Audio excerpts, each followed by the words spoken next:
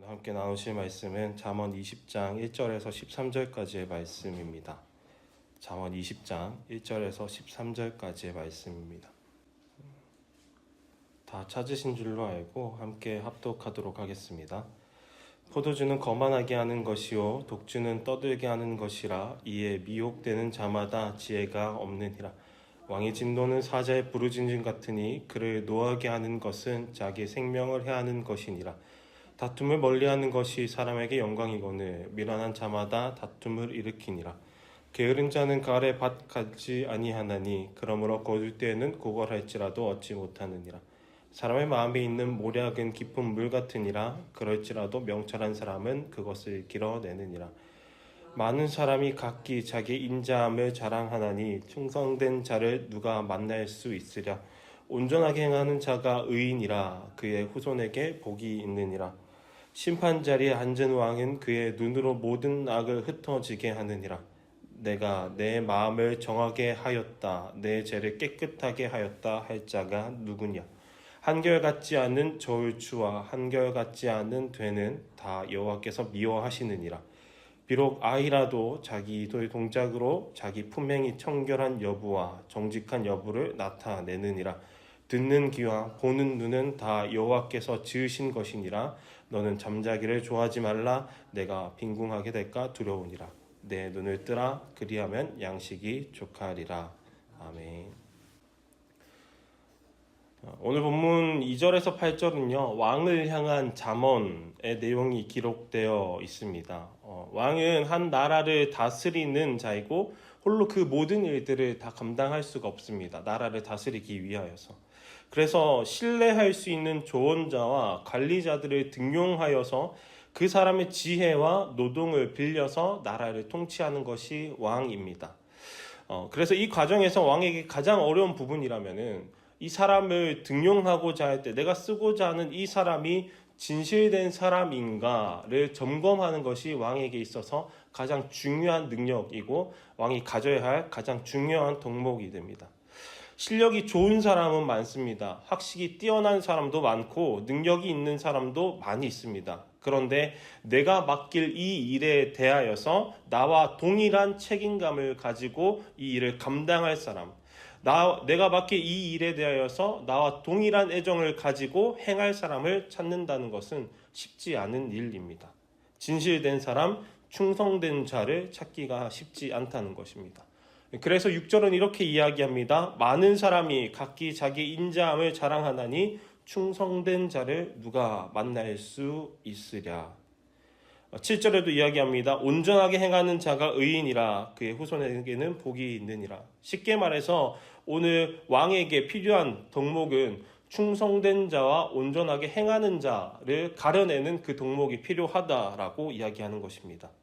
왕에게 있어서 많은 사람들이 자기 자신의 유능함과 왕에게 유익함을, 대단함을 뽐냅니다. 그러나 그들은 자신의 이익을 위하여서 위선적으로 친절을 드러낼 뿐입니다.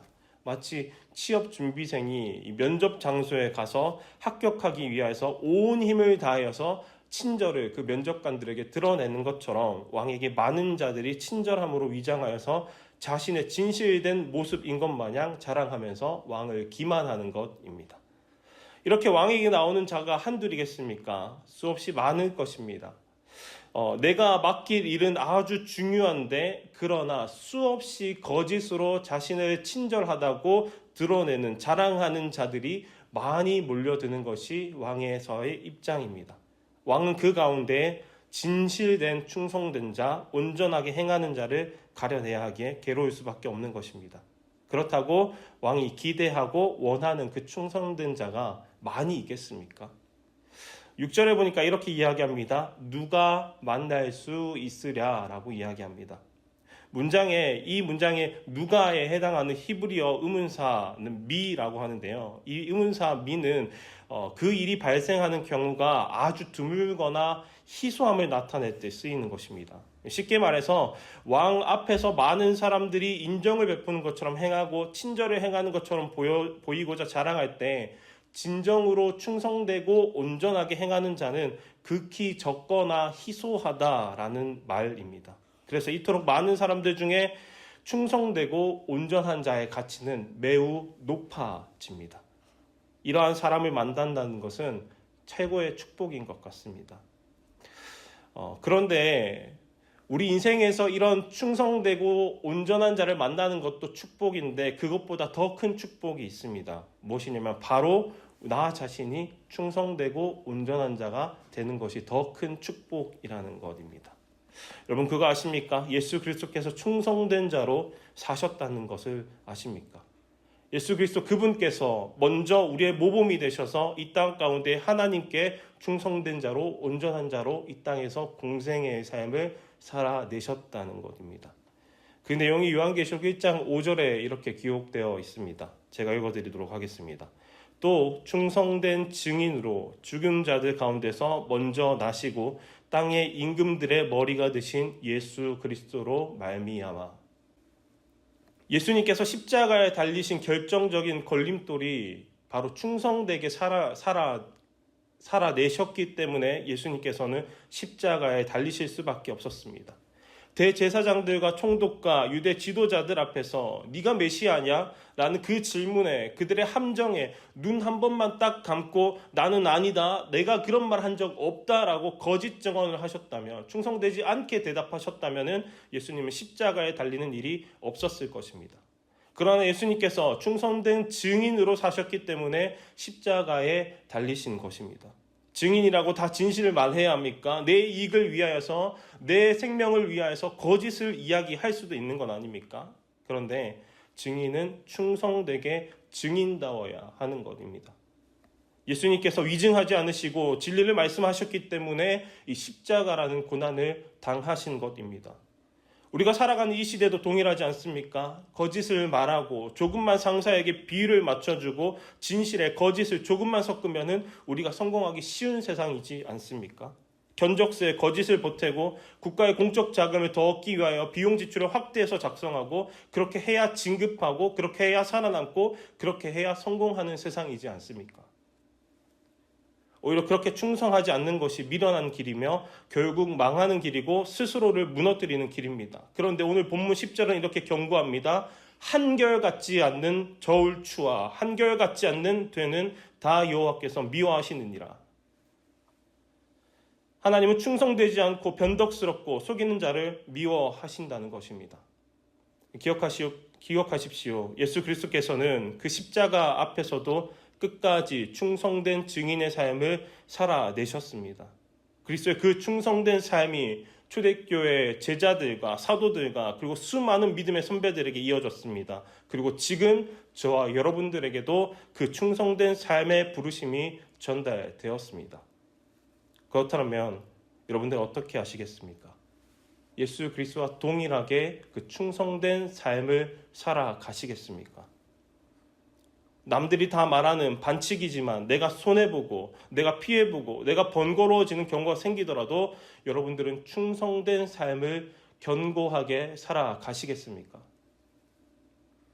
우리 믿음의 선배들은, 초대교회 성도들은, 중세의 종교개혁자들은 자신의 목숨이 위협을 받아도 박해를 받아도 예수 그리스도의 충성된 삶을 살아가던, 이어가던 사람들이었습니다.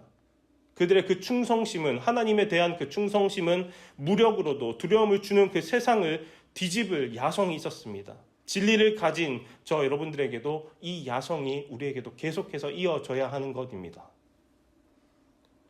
여러분, 우리를 통치하시는 왕께서 늘 이러한 것들로 고민하고 계십니다. 늘 찾고 계십니다. 기억하십시오. 그분은 우리의 마음의 중심을 보시는 분이시고 우리의 마음의 동기를 보는 분이십니다. 하나님은 탁월한 자, 능력이 뛰어난 자를 찾으시는 것이 아니라 하나님 마음에 합한 자를 찾으십니다. 바로 충성된 자를 찾으신다는 것입니다. 하나님의 말씀에 온전한 자를 찾으십니다. 하나님은 충성되고 온전한 자를 하나님의 능력으로 높여 탁월하게 사용하심을 기억하시기 바랍니다. 그러니 우리가 하나님 앞에 충성된 자가 되어야 할 줄로 믿습니다. 우리가 하나님 말씀 앞에 온전한 자가 되어야 할 줄로 믿습니다. 우리가 작은 일에도 거짓이 없어야 할 줄로 믿습니다. 2절에서 8절에는 왕이 걸러내야 하는 자들의 특징이 나타납니다. 다툼에 쉽게 빠지며 이 다툼을 일으키는 사람, 그리고 게으른 사람, 자신의 음모를 감추는 사람, 스스로 인자하다고 자기 자신을 자랑하는 사람, 이런 사람들은 왕이 충성되고 온전한 자를 발견해내기 위해서 항상 이런 사람들을 가려내야 한다라고 지침을 주고 있는 것이 오늘 본문의 2절에서 8절까지의 내용들입니다. 그렇다면 이런 자들을 가려내는 방법이 무엇이겠습니까? 그들을 가려낸다는 것, 그들의 말만 듣고서 그들을 가려낼 수 있겠습니까? 그렇지 않습니다.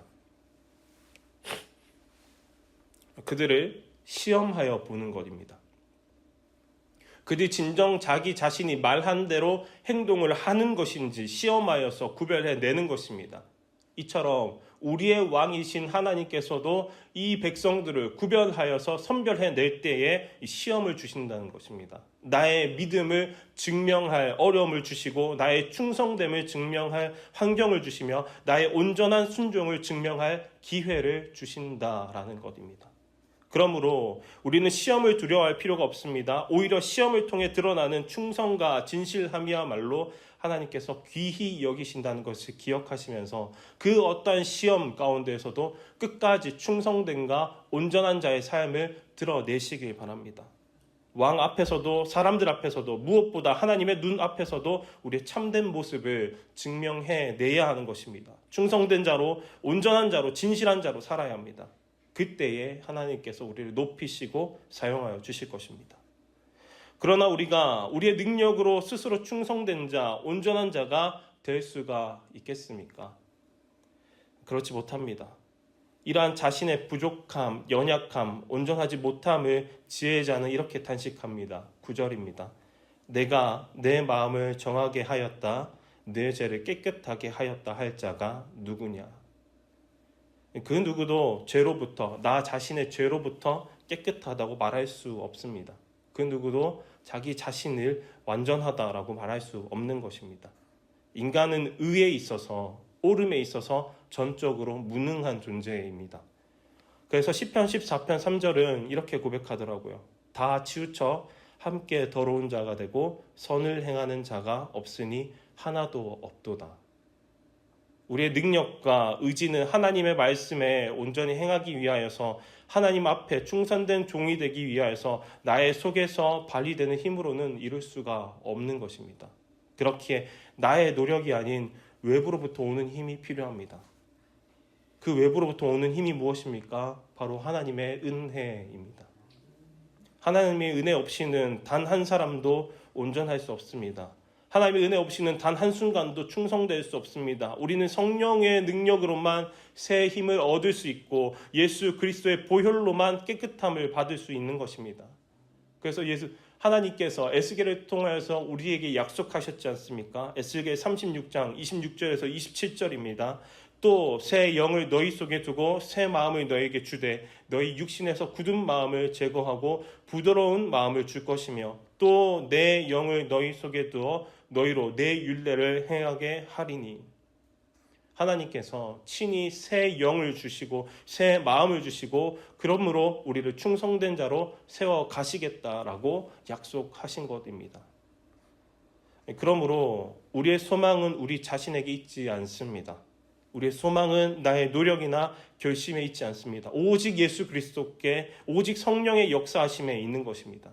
그래서 우리는 매일 하나님의 은혜를 구하는 삶을 살아가야 하는 것입니다. 주님, 내 마음을 새롭게 하소서. 나를 시험 중에 넘어뜨리지 마시고 오히려 시험을 통하여서 충성된 자로, 온전한 자로 나를 세워주소서라고 늘 기도해야 하는 것입니다.